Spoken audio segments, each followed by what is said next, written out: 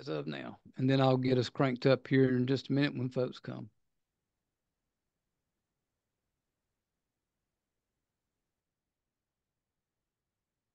I assume you can edit out this first part if there's nothing going on. Yes. Yeah.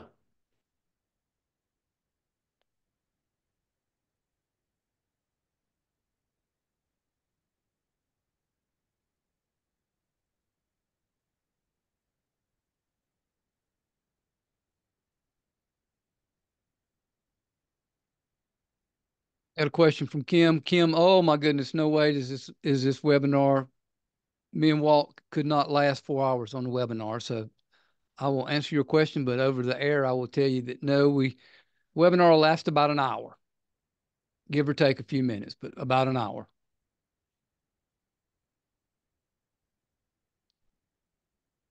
That's funny.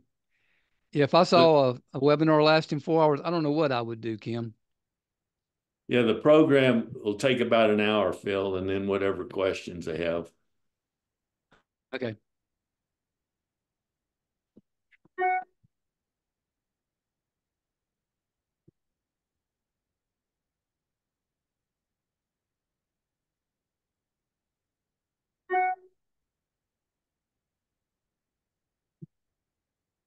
Folks are starting to come in now.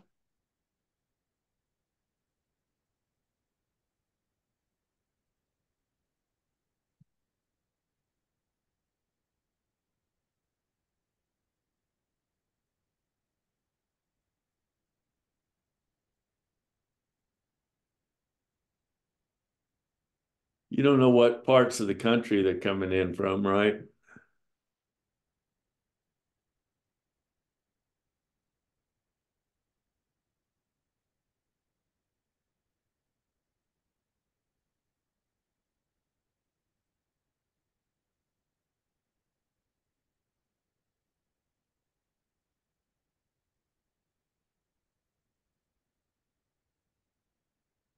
All right. I have 2 o'clock, just a little bit after 2. So got a couple more folks popping in. So we're going to give it just another minute or so, and then we'll go ahead and get started.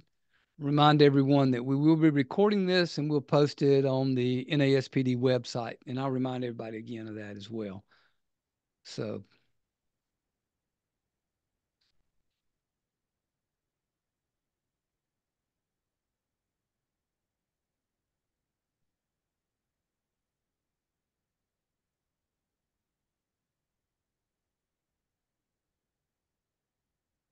okay, let's go ahead and get started. Welcome, everybody, to the National Association of State Park Directors webinar series. My name is Phil Gaines. I am the retired director of South Carolina State Parks and currently a professor of practice here at Clemson University, who partners with the NASPD to do several webinar series throughout the year. We're so excited that y'all have joined us today.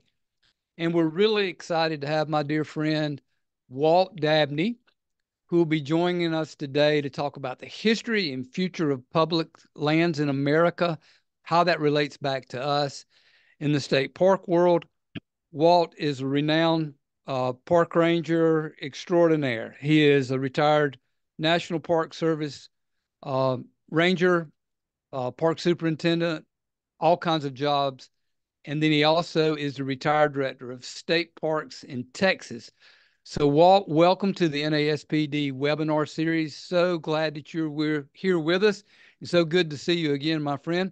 I'm going to turn it over to you and let you do your presentation. And at the end, we'll kind of wrap things up and we'll have time to have some discussions and questions with Walt, and we'll go from there. So, Walt, thank you so much for being with us. Look forward to hearing your presentation on the history and future of America's public lands. Thanks much, Phil, and it's great to be with you and the folks that are on this webinar. My name is Walt Dabney. I grew up in Texas and then graduated from Texas A&M, one of the first students in the Department of Recreation and Parks down there. I then spent the next 30 years with the National Park Service, working in a variety of different positions. starting as a naturalist in Yellowstone in 1969, and worked later as a ranger in Yosemite Valley, and then as a district ranger at Paradise and Mount Rainier, and a district ranger for the South District of Grand Tetons, chief of resource management in the Everglades. And then I went where I said I'd never go, which was Washington, D.C., and spent 5.5 years in there as the chief ranger for the National Park Service, and it was an absolutely outstanding job. And then got offered the general superintendency for the Southeast Utah group of national parks, which is Canyonlands, Arches, Natural Bridges, and Hovenweep. And after 8 years there and 30 years in the Park Service, state of Texas, maybe because I spoke fluent Texan, asked me to come back down there and to run the state park system in Texas, which I did for 11.5 years. Kind of interesting. I had worked seasonally for Texas State Parks in 1966 and 67 as a seasonal park attendant. And 30 years later, I came back as director, and folks thought that was pretty fun situation. Anyway, it was a great adventure, loved it. But then after retiring back in Texas, when I was growing up, my granddad had a ranch. That's where we went all the time, and where I learned to hunt and fish and be outdoors. And that ranch was gone. He used to raise Angora goats, and it was a magical existence. But that whole lifestyle is gone. And I realized in Texas, and I talk about that a little bit in this project, if you don't own a ranch, most of Texas is privately owned now. And the things I like to do, which includes lots of things outdoors, I'm still, as an old guy, serious mountain biker and hiker and climber, and a little bit of hunting, a lot of fishing, river running, and that kind of thing. You really are limited in Texas to do that unless you've got some private land to go on. So we moved back west, where there's lots of public lands. And when I moved back west, I started hearing people talk about the fact that they thought these federal lands were locked up, and that there's too many of them, and that they wanted their land back, and that the Constitution does not allow for the federal government to own land, and that they were promised at statehood that these lands would be returned back to the states, and all kinds of things that, after working 43 years in these publicly owned places, didn't sound like that was maybe accurate. So I started gathering information and researching this, and the program I'm going to share with you today is a result of that. I put it together about 7 or 8 years ago. It changes regularly as people ask me questions, and I think, I need to look into that and gather information about that and maybe include it in the program.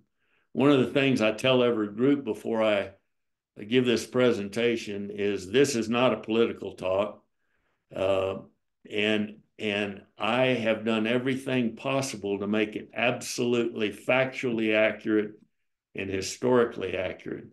And if there's a political aspect in this, which I am very open and honest about, and that is that I think it would be an absolutely irreversible tragedy to lose these lands out of common ownership. When they say these are federal lands, what that actually means is that we all own them.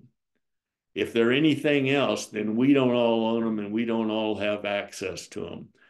So I put this program together to share with people how we got these lands and so forth. And what I'll also share with you, again, having worked a long time in this, there's a whole lot of stuff in this program now that I didn't know when I started researching it and putting it together.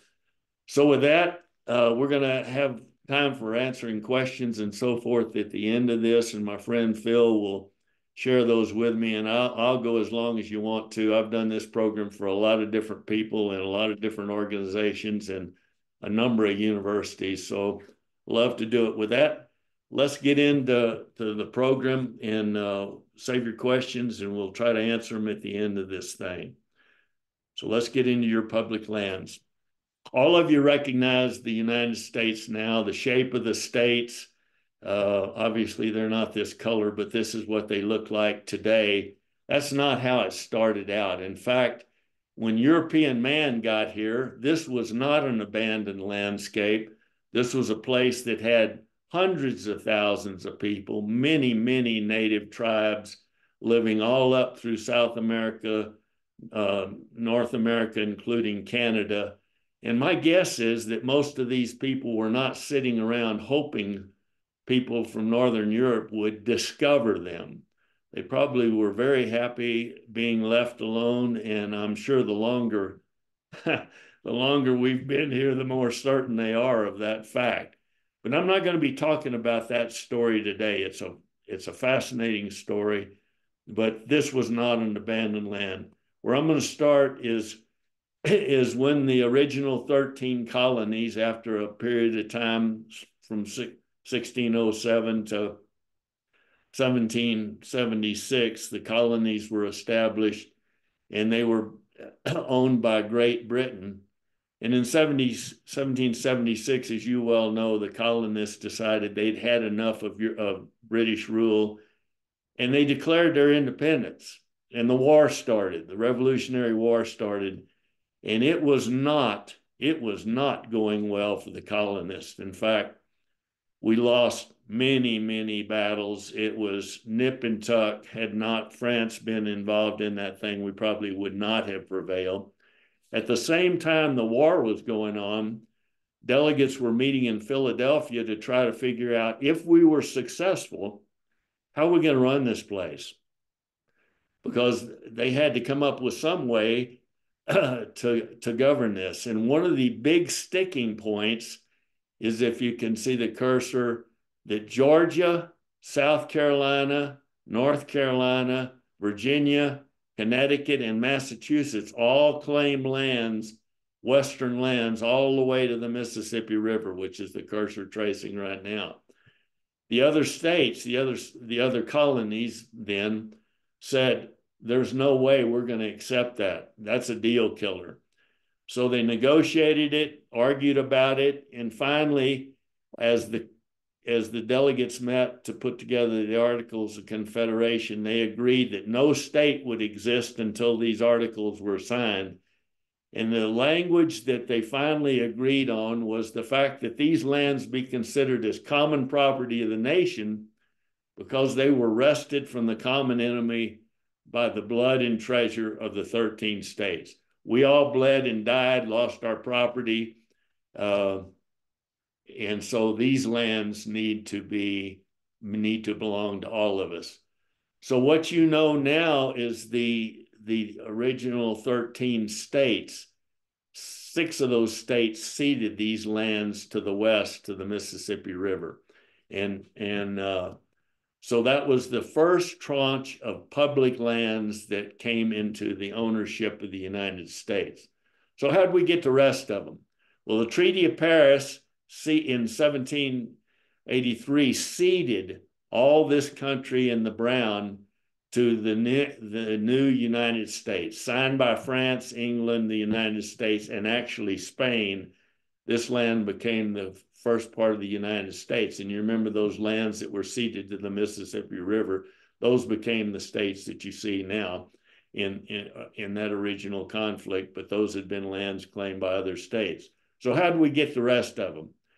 Well, Jefferson had access, this country had access to the Mississippi River, but they did not have access to get goods down the Mississippi and into the Gulf of Mexico to be shipped to England and other places. Thomas Jefferson began negotiating with Napoleon Bonaparte, who was starting his 3rd or 4th European war, needed money. And Bonaparte or his representatives said, you know, instead of negotiating for the port of New Orleans, how about if we cut a deal for this whole area here that France claims, and France will leave this part of the the New World and sell it to you. So probably the best, most outstanding real estate deal in American history happened when Thomas Jefferson in 1803 bought the Louisiana Purchase for $15 million, about a quarter of what is now the continental United States in 1803. In 1812, as you remember, we went to war with Britain again in the War of 1812. And we barely got through that without getting completely destroyed. But we were threatening in 1818 to go to war again with Britain over this area up here in the blue on what is now the Canadian border. Instead of doing that, we did negotiate with England, and we ceded everything north of the 49th parallel to England, and they ceded this country here south of that boundary. The next piece that we added, so by treaty as opposed to war, the next place we were threatening to go to war was with Spain, who owned Florida, the Florida territory.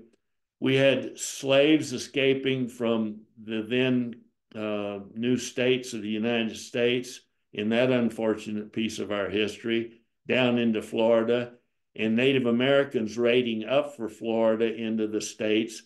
We said, we're going to go into Florida and go to war with you, Spain. Spain said, you know, we owe you $5 million. How about if we hand you figuratively the keys to Florida and we don't go to war and we call the debt done?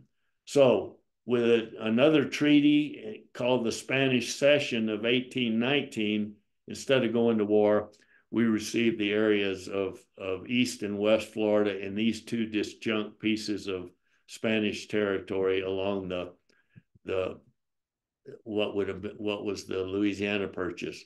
The next piece was Texas, my home state, was part of Mexico, Texas, and I'm going to talk about that a little bit more in this presentation because Texas is mostly privately owned lands and people have asked me about that. Anyway, Texas declared its independence in 1836, fought a war with Mexico, and for the next 9 years after they won their independence, Texas was a separate country, the Republic of Texas.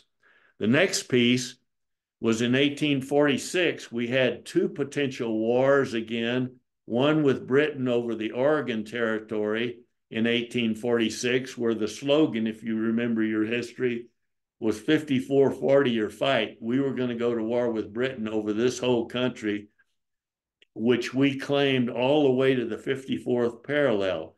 Now, the boundary with Canada is the 49th parallel, so way north of where we're talking about of Washington or Oregon is the 54th. I looked that up the other day.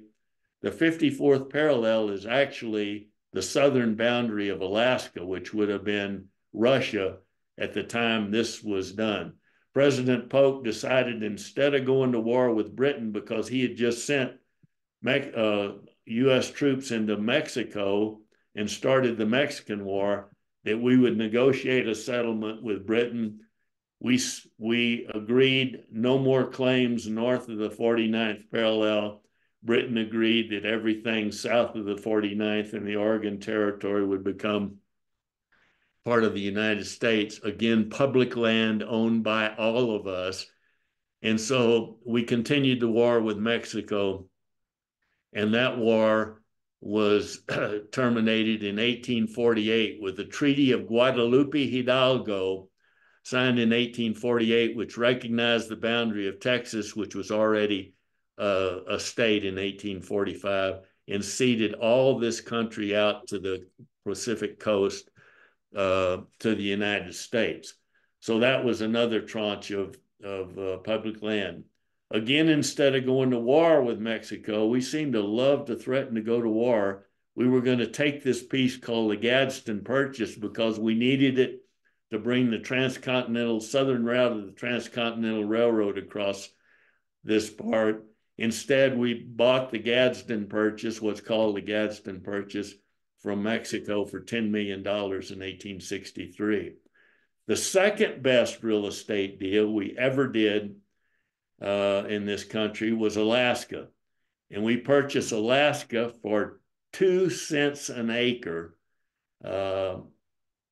from Russia in 1867. We purchased Alaska for $7.2 million. And I'm sure Russia would like to have it back now, but that ain't going to happen. In 1898, Americans were living in the Hawaiian Islands. The Hawaiian Islands were a monarchy, had a queen. It was a very stable and peaceful country. Some of the Americans down there that were raising crops and fruit and cattle decided they didn't want to be controlled by the monarchy there and have to abide by rules of the Hawaiian monarch. So they said, we're in danger, send the Marines in. We literally just took and annexed Hawaii in 1898 from again, it was a separate country. We actually just took it. Kind of an interesting note, historically, the first governor of the state of Hawaii, you might recognize the name, was a guy named Dole. If you ever bought a can of pineapple, you would know that family. In 1898, we had just fought the war with Spain, and Spain ceded to us Puerto Rico. And the last piece of territory that we acquired were the Virgin Islands. In 1917, we bought the Virgin Islands from this country of Denmark. So that's where we got our public lands, either through war, through purchase, through negotiated treaty. And so when these all came into the United States, they were owned by the people, citizens of the United States, collectively. And so how did they, what does the Constitution actually say? Remember, I had people telling me the Constitution does not allow the federal government to own land. Well, I had to look and see if that's correct, and it is clearly not correct. The Property Clause of the United States, Article 4, Section 3 says unequivocally, the Congress shall have the power to dispose of and to make all needful rules and regulations respecting the territory or other property belonging to the United States. And nothing in this Constitution shall so be construed as to prejudice any claims of the United States. So these lands belong to us. The Congress had the power to make any decisions related to those lands. The notion that it says that we can't own anything as a government or as a people collectively is simply factually not true. So how did these lands get into private ownership? Well, we had no money when we became a country. So the first thing we did is we paid the Continental Army in land. If you were a colonel, you could get as much as 500 acres of land. Remember, everybody made their living primarily from agriculture in those days, or people that were supporting people in agriculture. If you were a soldier, as much as 100 acres of land, and graduation in between those for different levels of officers and enlisted people. In addition, we sold land for anywhere from $1 to $1.25 an acre. And you say, well, 640 acres, a square mile of land you could buy for $640. What a steal. Well, $640 in 1785 was a boatload of money. It was just a huge amount of money. In total, these different land acts, almost 180 million of those lands that we held in common and Congress had the power to make decisions about were transferred to private ownership. On top of that, the Homestead Act in 1862, passed during the Civil War, said that the head of a household could claim 160 acres of land. Remember, they were claiming these lands for agricultural purposes. Head of a household could be a man or a woman. Subsequently, that was raised to 320 and then 640 acres, and then actually more later on. And the reason for that, and I usually ask that question, why do you think? Well, the reason was that the good lands went first. The lands that had plenty of water, you needed 160 acres. But as there was less water available, or it was more of a dry situation, you need more and more land to do the same kind of of work. You had to be 21 years old, you had to build a house, and you had to live on that farm for 5 years. Then it was yours and you could do anything you wanted. So on top of the lands that were sold outright for $1 or $1.25, 180 million acres of that, another 270 million acres were transferred to private ownership through the Homestead Act. Then we still had no money and we needed to build a railroad system. This is primarily the transcontinental railroad system. To pay for those, again with no money, all land on either side of the tracks, within 200 feet of either side of the tracks, so a 400-foot right-of-way, was deeded to the railroad companies. In addition to that, in a checkerboard pattern, which causes problems even today, I'm not sure why they did it as a checkerboard, the railroad companies were paid as much as 12,800 acres per mile of completed track. And those lands were subsequently, in most cases, sold to land speculators or private individuals. So on top of the 180 million that were sold outright and 270 million that were homesteaded, another 180 million acres of land were transferred to the railroads and subsequently sold. So that is a whole lot of land that is now, by this time, now in private ownership. Going back to Texas for a minute, and you might be surprised to know that my Texas history in elementary school maybe wasn't completely accurate in some of the reasons for the revolution. When Texas won its independence, where I'm circling here with a pointer is what Texas won. East Texas had most of the population, and East Texas's basis of their economy, and I did not realize this before I started putting this together, was actually cotton. And cotton, to raise cotton in 1800s, you unfortunately used slavery. And so slavery was abundant in this part of Texas. In fact, there were probably more slaves than there were white people in Texas at that time. Well, Texas was part of Mexico. Slavery was illegal in Mexico. And so the correspondence back and forth to the Mexican government, they said unequivocally, you're going to have to stop that and make your living some other way. Texas finally said, well, no, we're going to keep doing that. And so they fought the battle, and they in fact won. At that time, Texas claimed this whole country that's outlined in this area right here. And the top of this pointer was claimed by Texas. That's Rawlins, Wyoming, approximately. So Texas claimed land all the way from the Gulf of Mexico all the way up to where Rawlins, Wyoming was there and is now. In 1850, Texas sold this piece to the United States for $10 million to settle a lot of debt that Texas had. And so what you recognize as Texas now is that's how it became that. Well, why does Texas, and I get asked this a lot, why does Texas not have very much public land?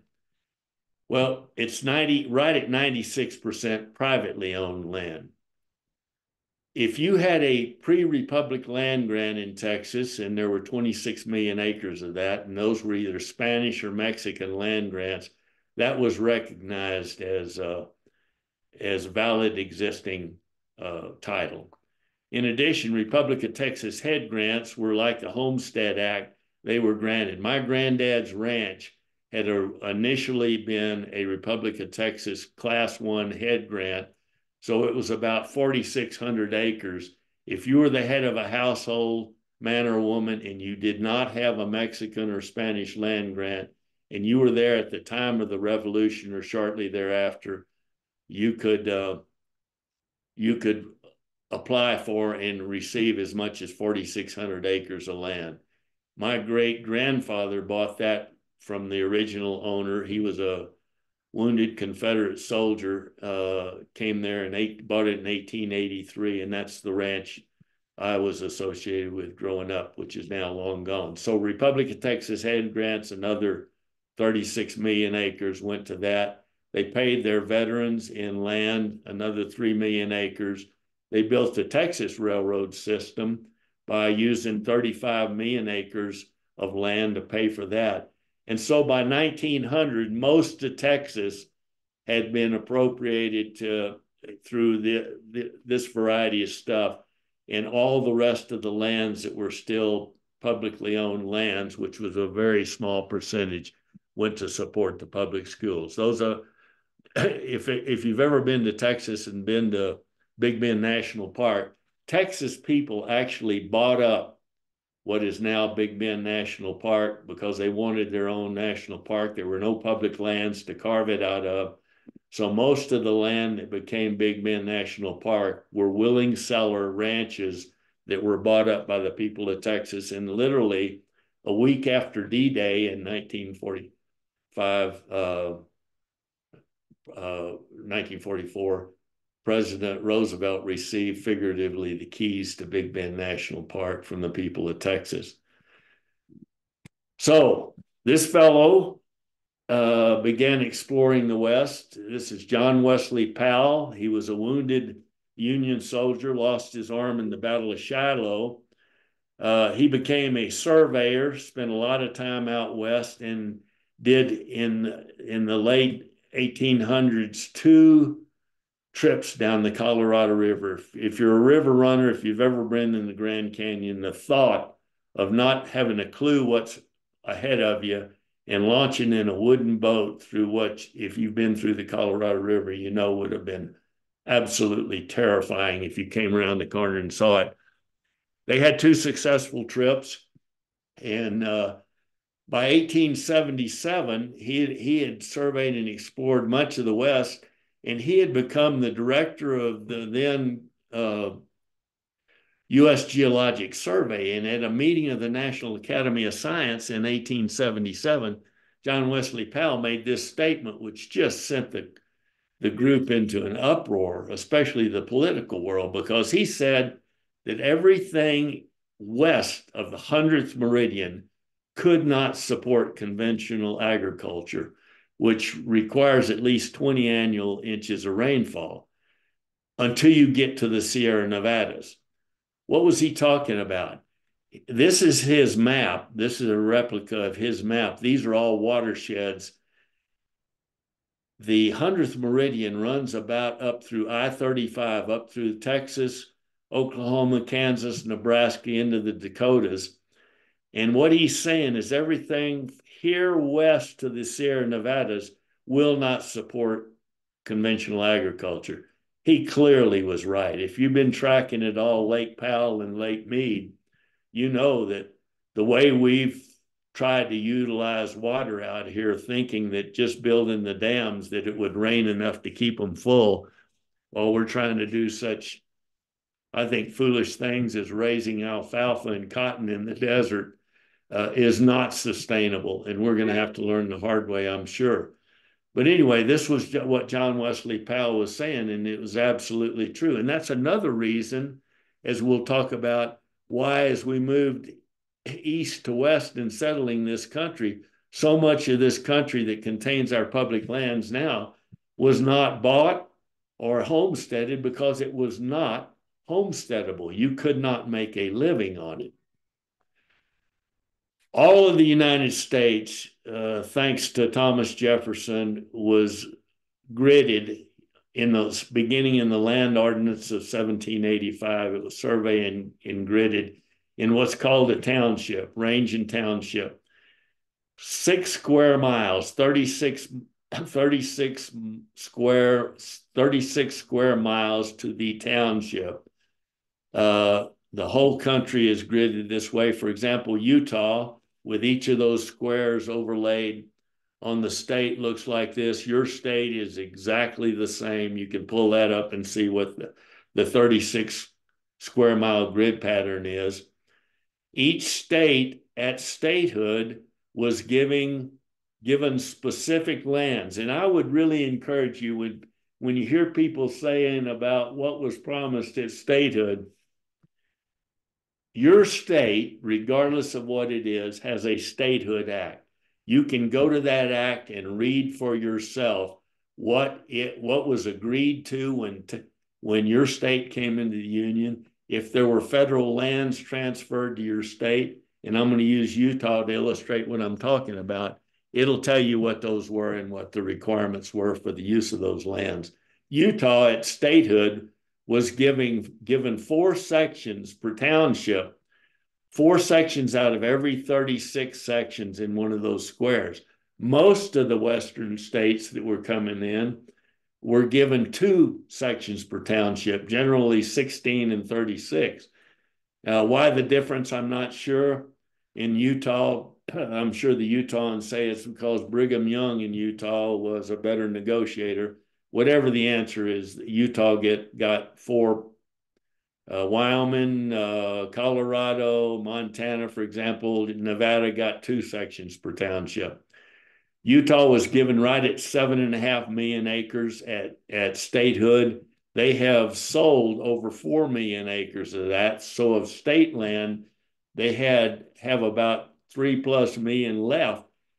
And those really, if we're talking about public lands, are not public lands. They're intended to generate money through lease or sale or development, specifically for the things I'll show you in just a second. When Utah came in, and this is true of the other states as well, especially the Western states, they were given the land for these purposes, and they are either going to sell it or whatever to support public schools or public buildings or hospitals or whatever. 7.5 million acres. Remember, I said that people told me, well, at statehood, we were promised that in addition to those 7.5 million acres, the rest of it, we would get our land back. Well, first of all, it never was their land. I shared with you how we got those lands. Those were all belong to the federal government. In fact, it's kind of a funny story in Utah specifically, because Utah became a state in 1896. The Treaty of Guadalupe Hidalgo, which ceded the Mexican territory to the United States, happened in 1848. Brigham Young and the Mormons came into the Salt Lake Valley in 1847. Brigham Young and the Mormons were coming into Mexico. So if you want to be a little flip about it, they were illegal immigrants to Mexico at the time they came in. Regardless, the lands belonged to the United States. They never did belong to Utah. And what was carved out in 1896, when Utah became a state, was spelled out in the Statehood Act. And that 7.5 million acres was transferred. And this is what the Statehood Act actually says: that the people inhabiting said proposed state do agree and declare that they forever disclaim all right and title to the unappropriated public lands lying within the boundaries thereof. Section 3, Part 2. Nothing unequivocal about that. Your state, if it got public lands or there were public lands in there, has a similar section in there. The Utah Statehood Act says additionally in Section 12, the said state of Utah shall not be entitled to any further or other grant of land for any purpose than as expressly provided in this section. So the fact that they were, it is not factually true that they were promised anything differently at statehood. One of the probably the biggest turning point, and I'm going to change horses a little bit here, in American history from a conservation standpoint, was the unfortunate assassination of President McKinley in 1901. That's always a tragic situation, but that assassination and the subsequent ascendance of his vice president to the presidency, and you know who that was, completely changed conservation in America and what we have today and I'm going to spend some time now talking about that. Roosevelt had lots of different philosophies. This is one of them he had. It's not what we have that make us a great nation. It's the way in which we use it. which is really true. And this, for example, as it relates to our forest, we were in serious potential of absolutely running out of woodlands. This is how we harvested timber in those days. These logging crews would set up camp, come in, do this to the forest, snake out the logs, leave this as it was right here, and move on to the next place.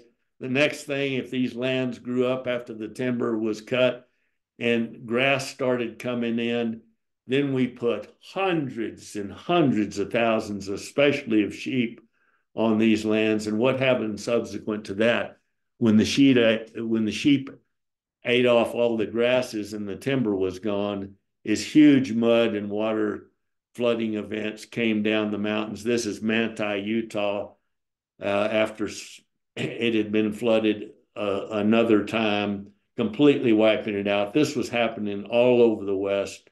It was happening back east as well, where we cut off the timber off the hillsides, not understanding that those watersheds were extremely important, not only for flood prevention, but for water quality and quantity. The people started crying out for the need to do something about it. And in 1891, Congress passed the Forest Reserve Act, which gave the President of the United States the ability from the public domain to set aside forest reserves for all kinds of purposes, but largely for watershed and flood protection, and for managing timber. It was signed into law by Benjamin Harrison, who, using that authority, set aside 13 million acres. And then came Grover Cleveland, who set aside 25 million acres. Before he was assassinated, President McKinley set aside 7 million acres. And then came Teddy. And Teddy set aside 150 million acres of public lands as forest reserves to try to protect what we had left as forest. All these forest reserves subsequently became units of what we know today as the National Forest System. Well, Teddy set up the U.S. Forest Service in 1905, and the first chief of the Forest Service was a fascinating fellow by the name of Gifford Pinchot. If you want to read a really good book, read The Big Burn. It's about the huge fire that occurred in Idaho in the early 1900s, but it also tells the story of Pinchot and Roosevelt. Very interesting fellows. Pinchot became the first chief of the Forest Service. He was a forester because he was a wealthy young man, and he inherited that from his dad, and his dad's wealth came as a timber baron. His dad is the kind of person that did what we showed earlier as far as completely destroying the forest. Gifford thought he was going to go into the business. His dad said, no, you're not. You're going to go back in and help put back into good order the lands we destroyed. And so he sent his son to Germany and France to go to silviculture school. They came back and they worked with Yale in setting up the forestry school at Yale. And he would use the Yale foresters to go on topographic maps and lay out what should be protected as a forest reserve to protect watershed and timber. And they would literally use that 1891 Forest Reserve Act to set aside forest reserves. Pinchot and Roosevelt both loved to box.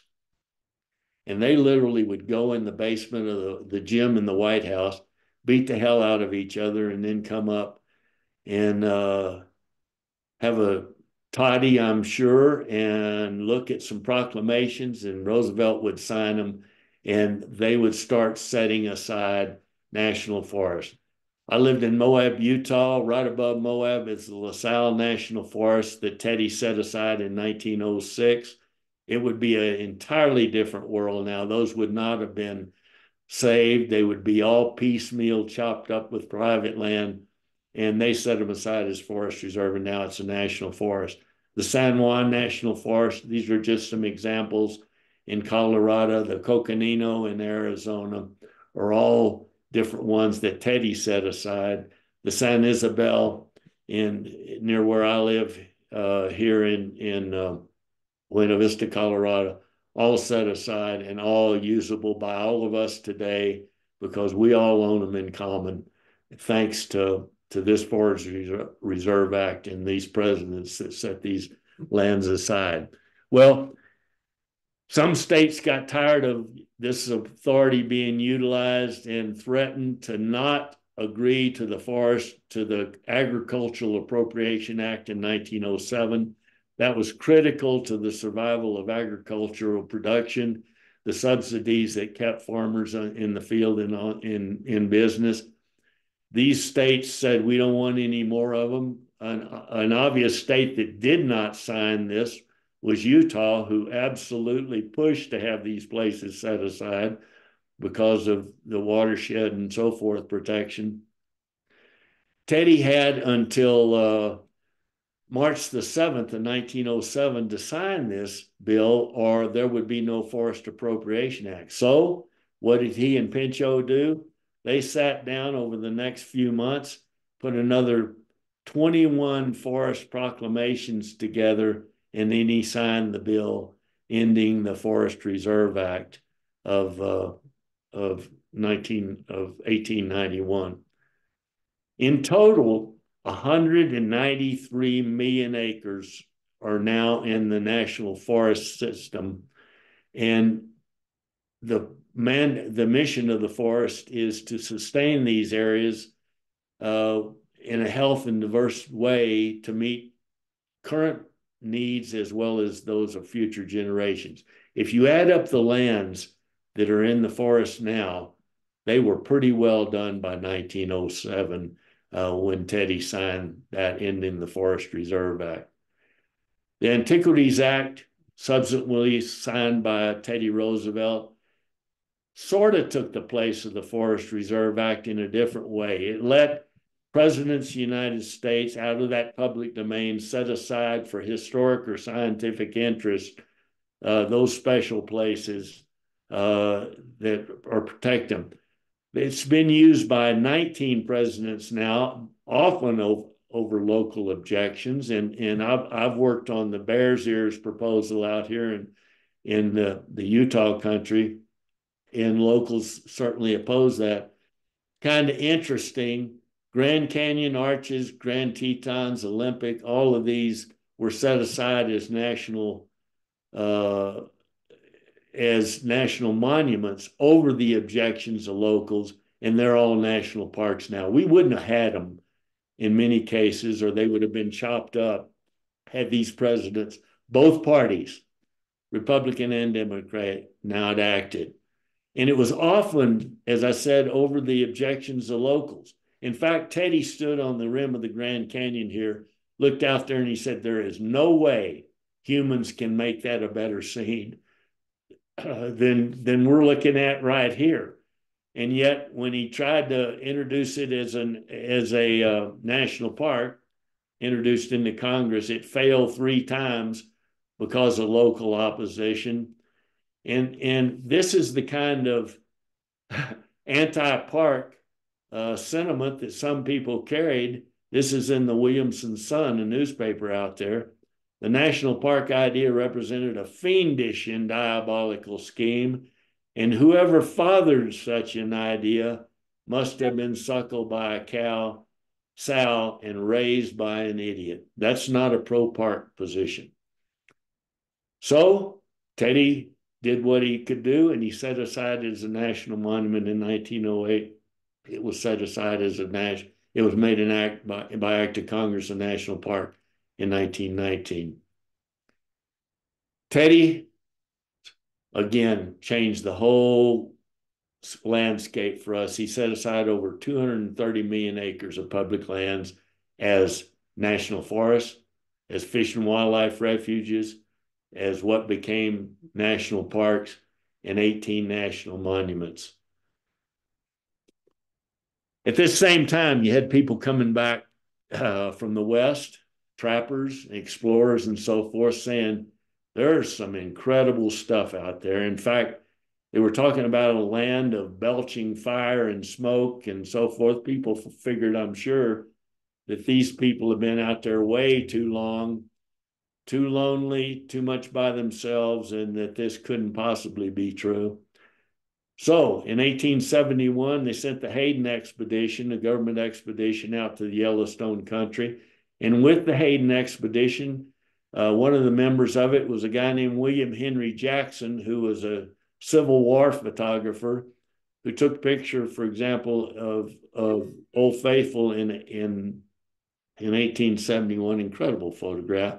Also on this trip was a American painter by the name of Thomas Moran, who painted, among other things, the Grand Canyon of the Yellowstone.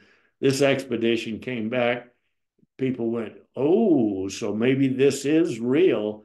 And in March of 1872, President Grant signed the Yellowstone Act, which set aside Yellowstone National Park as really and truly the world's first big national landscape that wasn't set aside for wealthy people or royalty, but for all people in common ownership. But right off the bat, as with a lot of other places, the Bozeman paper said this is going to be the death of Bozeman. I just did this presentation in Bozeman the other day. You wouldn't want to try to buy a property in Bozeman. It is an expensive place. They said the same thing about the National Monument of the Grand Tetons. They said that Jackson, Wyoming will become a ghost town. I invite you to try to get a parking spot in the ghost town of Jackson, Wyoming today. Pretty difficult.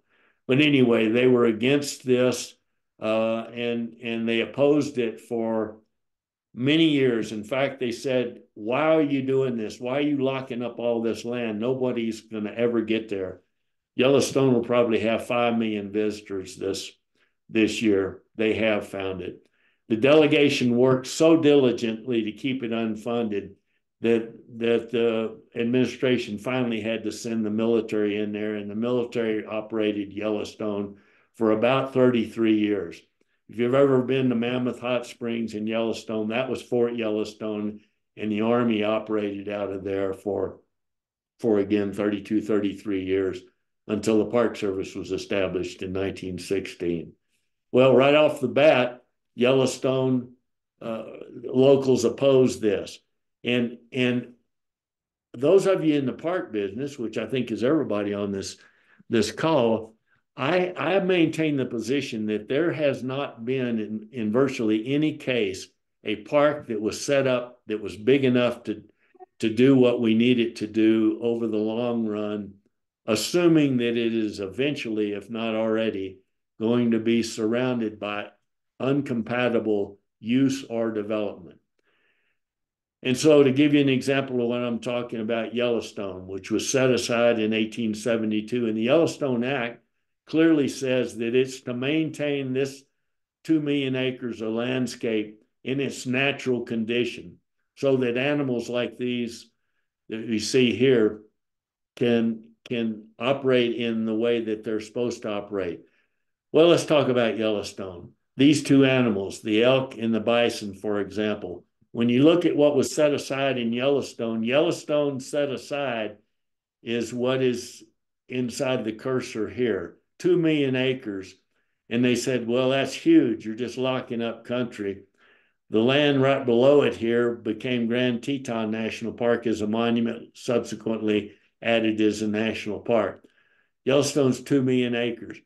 The greater Yellowstone ecosystem is in red around here. So when you say the purpose of Yellowstone is to maintain that ecosystem in its natural condition, and you look at something like elk and bison, and this is 8,000 feet, much of it, high plateau Yellowstone, which is really the summer range of those migrating animals.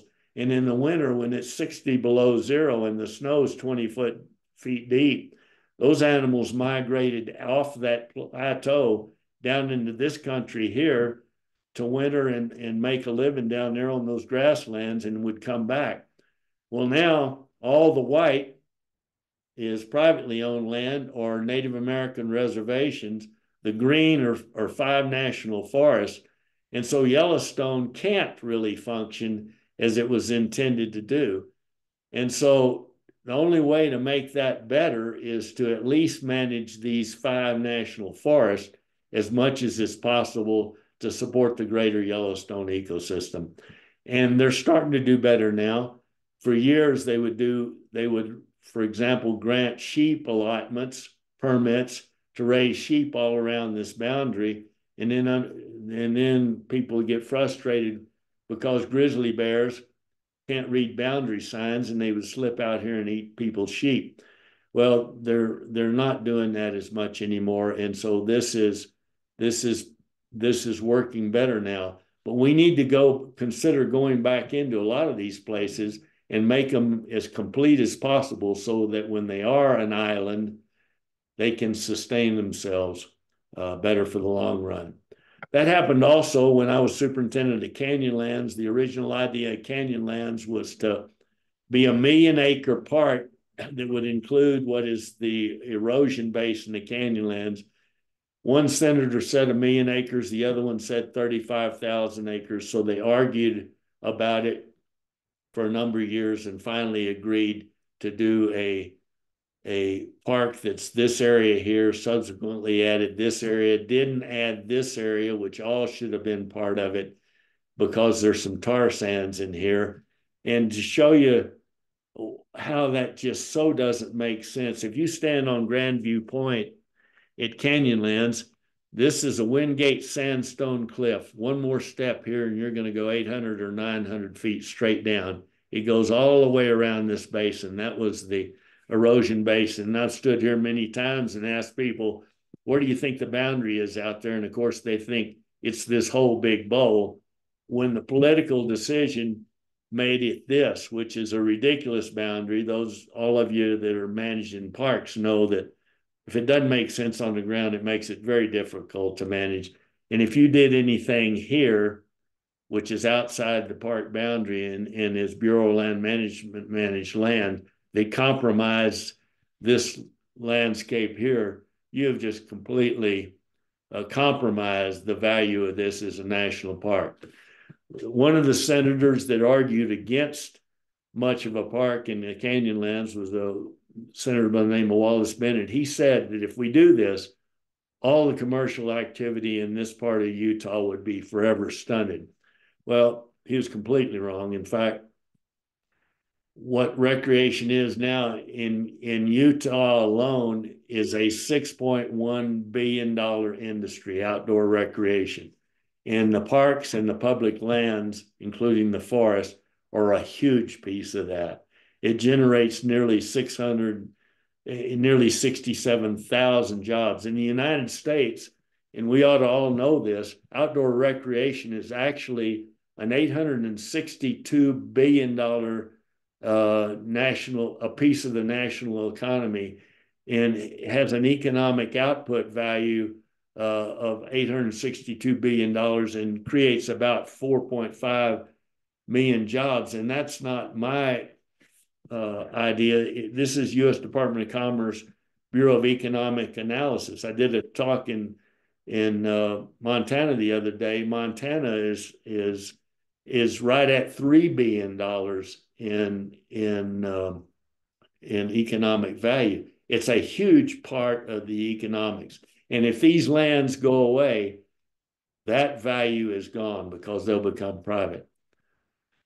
Park Service was established in 1916 because some of these new parks and monuments were being managed by the Agriculture Department, others by the War Department or the Department of the Army. It was decided to set these places, put all these places in one entity, which had the responsibility to manage these in a manner that passes them on to future generations unimpaired, keep them the way they are. In this world today, I look at the national parks, and I think parks in general is a place where everything else is changing around it. But those places are places you can go back in, and hopefully they're going to be close to where they were when you were a kid. and you can share those with your kids today. That's the intent of the mission of this. And now the national park system and then your state park system and all hold the areas that either historic or prehistoric or natural that make us who we are as Americans. In many of these places like Yosemite Valley, the Everglades, the Grand Canyon, the Redwoods, there's no other places like them in the world, and we hold them, I think, in trust for the world. And if you look at all the people that are coming over here to visit and bringing all kinds of money to visit our places in this country, they're a gold mine if we take care of them and don't screw them up. Bureau of Land Management was established in 1946 by Harry Truman. He merged the Grazing Service and the General Land Office into an entity that's going to manage those lands that are not designated as anything else. Their purpose, again, is not to use them up or destroy them, but to use them in a way that passes them on to future generations to benefit as well. They still manage almost 250 million acres of land under the Bureau of Reclamation. For years, the BLM and the General Land Office's responsibility was a disposal of the federal estate through sales, through homesteading, and so forth. In 1976, Congress, which Congress has the ability to do, changed all that in law. It repealed the Homestead Act of 1862. Before that, you could homestead, although not much was done after the Taylor Grazing Act of the 1930s, but you could in the lower 48 until 1976 and in Alaska till 1986. It's sad, though, that from this point on, Congress declares that the policy of the United States is that the lands that are still in federal ownership be retained unless Congress acts otherwise. And those acts have generally been in places that administratively it makes sense to pass an act to transfer or to do a land exchange. A lot of that happens out west with states where they're trying to block up inholdings in federal places like national parks and forests and so forth. So what we have now, the lands in color in here are owned by mostly other federal agencies. The red lands actually are Native American reservations. The blue are military reservations. The darker green are national forests. The chartreuse are national park areas. The yellowish is Bureau of Land Management. There's some back here in the West, and what these were back West, there was an act passed in about 1911 that set aside monies for the federal government to go back in and buy up cut over timberland. So if you're in any of these lands back in the eastern part of the United States or the grasslands in this country in here, these were Dust Bowl purchases or lands that needed to be bought up because they were completely destroyed, cut over timber. And the CCC and WPA went back into many of these places and restored these lands into what are now units of the National Park System, or places like Great Smokies and Shenandoah and the Blue Ridge Parkway. And that's how these lands in the West came.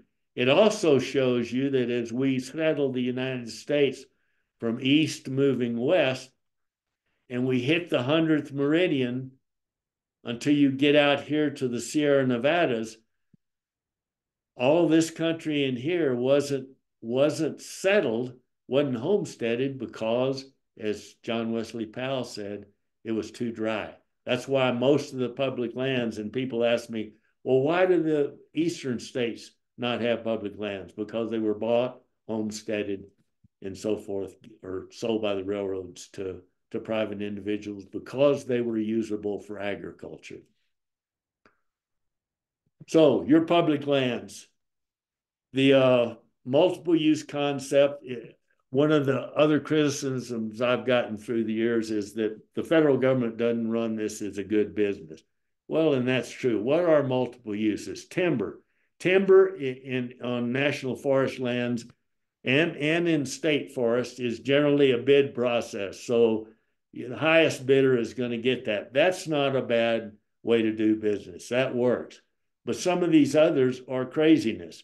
Oil and gas, for 95 years, the federal oil and gas royalty was about 12.5%. That was also true on coal. Most of the states that have oil and gas on publicly owned state land or on state lands, somewhere around 17% royalty. This administration, the Biden administration, just raised the federal royalty for the first time in 95 years to be 17% or 16.67%, which it is now, which is much more reasonable. But one of them that is still completely ludicrous to me and certainly should be changed is hard rock minerals. Minerals like gold and silver and copper and lead, even fissionable materials like uranium. On federal lands, there is no mineral royalty that comes to us as taxpayers, public landowners. That law was passed in 1872. It needs to change now. Montana, for example, has a 5 to 8% royalty on state lands of metalliferous minerals, minerals like I just named, copper and gold and silver. U.S. has nothing. That needs to certainly change, and it would make a serious difference, as I'll share with you in a minute, on what the benefit to the state is. Watershed generates nothing. We pay nothing, those of you that use the public lands. I don't have to get a public land. I can buy a hunting license. I can go out and hunt. I can go camp unless I'm in a developed campground. I go mountain biking, climbing, hiking, whatever it is I like to do, mushroom collecting, wood collecting, and it costs me virtually nothing to do that. If we had to pay an annual fee, a permit to use the BLM and Forest Service lands that goes back into managing those, that would be perfectly reasonable to me. Fish and Wildlife, you buy a state hunting license, it costs you nothing to go hunting out here, and I've done it for years. Scientific and historic generates no money. And here's an interesting one, range and grazing, which I've gone into it a little more depth because it's a fascinating topic. If, according to the USDA, which my granddad did, I told you he ran Angora goats. If the range wasn't good and he needed to rent somebody else's land, he had to pay that landowner per animal to put them on somebody else's land. Well, in private land in the western states, if you're going to go on private non-irrigated pasture land, you're going to pay that landowner.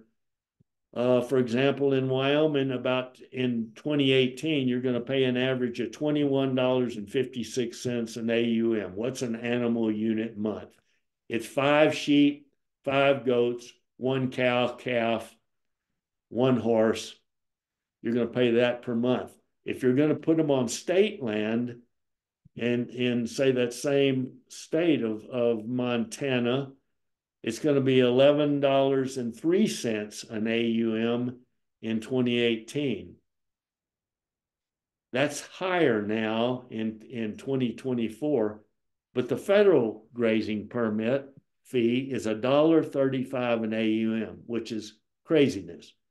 And so the solution to that is not argue philosophically whether you ought to graze public lands or not, but if you're going to graze federal public lands in the state of Utah, you ought to index, Congress should index to the state where those federal lands exist to the same rate that the state charges for lands immediately adjacent to those federal lands. And then you would have a fair return to the taxpayer, as well as not giving an unfair advantage to one rancher in Utah over the rancher living right next door. Another thing that happens with federal revenue is shared with the states where that land exists in about a 50-50 split. So in the case of Utah in 2018, federal revenues from oil and gas, from grazing, for any other way, timber that was generated in that state. Utah got $74.5 million given to it by us taxpayers because those lands existed in Utah. In addition, payment in lieu of taxes, PILT, is based on a formula for the amount of acreage in a given county in a state. Utah received another 40 million acres, $40 million. So a total of $115 million off of the federal lands that exist in that state. That's a big chunk of money for the state of Utah. Outdoor recreation. Another thing that is just incredible to me is the lands that you own, that we own in common out west, we have access to. Private land you don't. And you know this from the states you live in. This guy who is fly fishing in a river in the west, in many states, would have incredible difficulty getting access to even be where he is. In a number of, because the land would be privately owned on either side of this, so he couldn't physically get there without trespassing. In many states, he would be, even if he got there legal, he would be trespassing because private landowners claim to the middle of the river, unless they own both sides, and then they own the whole bottom of the thing. So this guy would be technically trespassing if he could even get there. In the West, you can get access to these places and do this kind of thing, which is just fabulous. Four-wheel driving. In Texas, when I was director in Texas, again, 96% privately owned. This is a four-wheel drive road in Utah, and not all of them are this bad. Some of them are even worse. People come from all over the world that come out here and exercise this recreational use on the roads and public lands. In Texas, there's no place to do this. And I was using grant money, motorized fuel tax money, to try to find landowners that would lease their ranches to use their ranch roads for four-wheel drive roads. And about the time we almost had a deal done, the adjacent landowners would say, "You're not doing that next to me. We'll fight you for it." So we didn't get anywhere. That's why you have so many people from places like Texas coming west to do this kind of thing. Mountain biking, one of my passions, even as an old guy. There's so many places that have mountain bike trails and out in public lands, and it's a truly growing sport. Hunting in Texas, again, I hunted on our own ranch. That ranch is gone now. Hunting is a huge business. Just to take a gun for a walk on some private land to shoot a non-book, a non-scoring, a non-record animal, you're going to pay $2,500 a gun to go on that land. It's really prohibitive. Out here on the Western lands, you buy a hunting license. If you draw out, you just go hunting, which I've done many times, throwing my muzzle loader over my shoulder and taking off. I'm perfectly willing to pay something if it goes back into managing this thing. Hunting, if these lands were to be lost to the public, if you're a hunter, you know you would have no place to go. That's one of the great things about this whole issue, is it doesn't matter whether you're a Republican or a Democrat. If you're a hunter, a fisherman, a four-wheel drive user, a backpacker, a mushroom collector, whatever it is, and these lands go away, you know good and well, you are out of business. You've got no place to go. I love river running. I've got a raft. I'll be hitting the Arkansas River here. I just moved to Buena Vista, Colorado. But in so many states, just getting on the river access-wise is really difficult. If you're going to do a multi-day river trip, and it's private land on every shore, it's always a contentious thing to figure out where the legal boundary is of the river without carrying your own party surveyor with you. What is mean high water? And so out west, it is much easier. That's why we have so many river running companies and private individuals out in this part of the world. You think of places like Texas and all of being cowboy country and places you can go ride a horse. If you don't own a ranch, you can't go ride. You can't do this. And out west on the public lands that we again all own, you can do multi-day horse trips, pack horse trips, and I've done that, and it's just an incredible opportunity. Backpacking, of course, is there's millions of acres of country out here to backpack. We don't need fewer of these places. We need more. In 1969, I was a young naturalist in Yellowstone, in this area in Geyser Basin, Fountain Flats area. I used to walk this boardwalk looking for someone to talk to. And now if I was walking this boardwalk, I'd just be trying to keep somebody from hopefully inadvertently pushing me into the thermal feature. It is just crazy. This is a state park in Texas, Enchanted Rock, with people trying to get into there. COVID alone has absolutely opened the demand for public lands and parks to a whole group of people that didn't know about them, didn't know how to use them, and went out there to get out away from COVID and found out, hey, this is absolutely incredible. There is a absolute focused and serious effort by a group of people to transfer these lands out of our common ownership, out of federal ownership, which again means we all own them, into state ownership. And I want to show you now what that would look like, because there is no way a state, and I told you I was just in Montana, I was just in Wyoming, I gave presentations in Montana.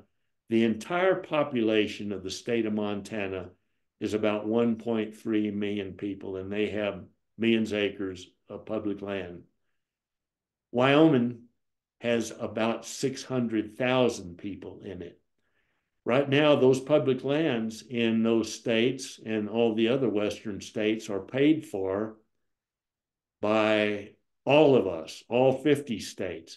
If they transfer to the state, then the state's got to take care of them. And one of the things I looked at is I don't think that would be very possible. Show you what I'm talking about. In 2010 or 2012, the Utah legislature, which is not binding on the federal government, passed HB 148 that was signed by the governor. And what that bill said is by 2014, the state of Utah, in essence, demands that all of the Bureau of Land Management land, all Forest Service non-wilderness, the Grand Staircase Escalante National Monument, and all of the Glen Canyon National Recreation Area on the Utah side of the Colorado River and the Green River should be transferred to the state of Utah. They would become state-owned lands, and the state could retain them or sell them. Well, obviously, if they sold them, they are no longer available to the rest of us. And there's no way, I got to thinking, how would they possibly take care of them? So I did a little research and talked to the agencies that run these places and found out, in some cases through Freedom of Information requests, that in 2018, the Bureau of Land Management spent $125 million plus, not for big projects, but just for routine operation and maintenance, which all of you that are running state parks understand clearly. Forest Service spent nearly 70 million acres for the same thing. Glen Canyon National Recreation Area spent nearly $12 million for the same thing. And then comes the big ringer, which in climate change is getting absolutely worse every day, is the fire cost. In the state of Utah in 2018, that cost to BLM, which the state of Utah would then have to shoulder, was right at $48 million. On top of that, the Forest Service was over $36 million. On top of that, the federal government distributed, back to the figure I talked to you about a while ago, another $74.5 million and in payment in lieu of taxes, another 40 million. So the state of Utah, before it made any money, would have to generate $406 million that wasn't being covered by the other 49 states, including them and them. And in addition to that, the state of Utah had another $35 million worth of costs for state fire costs, including private and state-owned lands.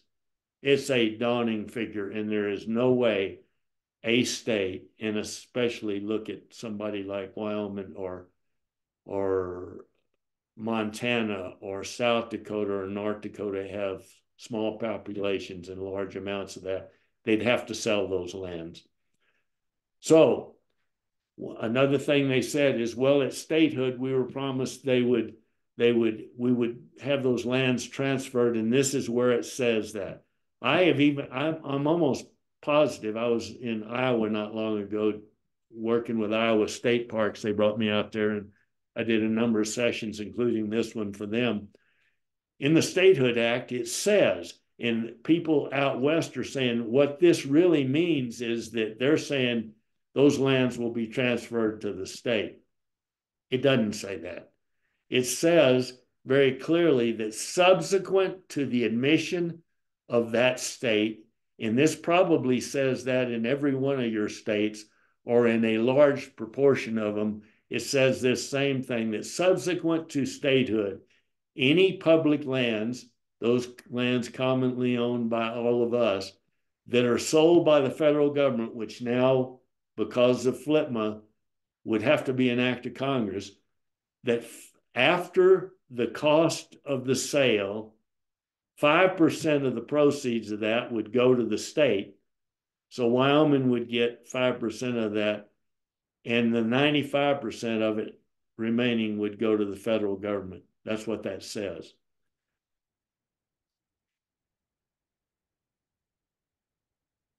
And what would happen is what Frederick Law Olmsted, and if you don't know that name, Frederick Law Olmsted is the landscape architect that said this in about 1850, and he's the one that said that designed Central Park in New York City. That if the federal government does not own and maintain these places in common, that once they're gone, they'll be bought up by wealthy people to the exclusion of the rest of us. And that will truly be the case. And what will happen is not a sign that gets put up that says, y'all come on in, keep doing what you've been doing. It will be a sign that looks more like this. And those lands will be lost to us forever. So with that, Phil, I'm going to open this up to questions and I hope this was something that you find to be information that is helpful to you. All of us that are in this park business ought to know this history of public lands, because many of the places you manage now, regardless of where those were at one time, were public lands that we all owned in common that either came to private ownership through the means that I shared with you before. So with that, Phil, I'll turn it over to you, and I'll be glad to answer any questions you have. Okay, thank you, Walt. So fascinating because you hear how our country was formed and the roles of different areas of the country. One of the things that I've learned over the years is the West is really different than the East, and this kind of gives you a little bit of perspective on that. But the bottom line is the value and importance of public land, and our role as stewards of that. One of the things I thought that you nailed was so many things, but one was about how COVID changed our world and the capacity issues that part folks deal with every day now, in the demand for public lands is really strong. So we got just a little bit of time. I know we've gone a little bit longer than most folks are accustomed to, but it's good stuff. And so if you have a question or a comment, let me know. Do me a chat, and then I'll try to open it up for you. If not, you can send that information to you, and we'll get you some more information out. Um, We will post this on the NASPD website, this recording on the NASPD website. Give us to probably the end of the week. We'll have it posted, and you can review it there as well. And we'll get you Walt's contact information if you need that. Walt does this talk and other talks around the country. And if you're interested in that, you have Walt's contact information, or you can contact me. If you have ideas for other webinars, let me know, and contact me uh, at spgaines, Gaine, no S, at clemson.edu. So any questions? If you have any questions, uh, pop up, pop me a chat, and if not, we'll give it a few minutes, and me and Walt will stay on here till the end if anybody has anything. I'll give it a few minutes if there's any questions. Phil, I can stop this share screen if you want to. Yeah, let's go ahead and stop the share screen, and then we'll open it up, and then so Becky has a question. Let me see if I can get Beck. Let me hold on one second, Becky. I'm gonna find you here. I gotta um there's Becky. All right, Becky, you should be able to talk.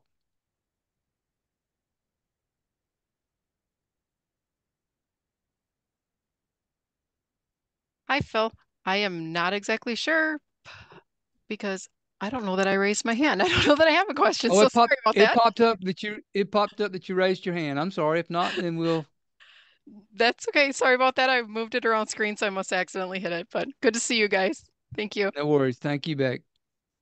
Uh, anybody got any questions or comments? If and again, we'll stick around a little bit. If anybody does, just raise your hand or pop me something in the chat, and I will open it up so that you can talk freely.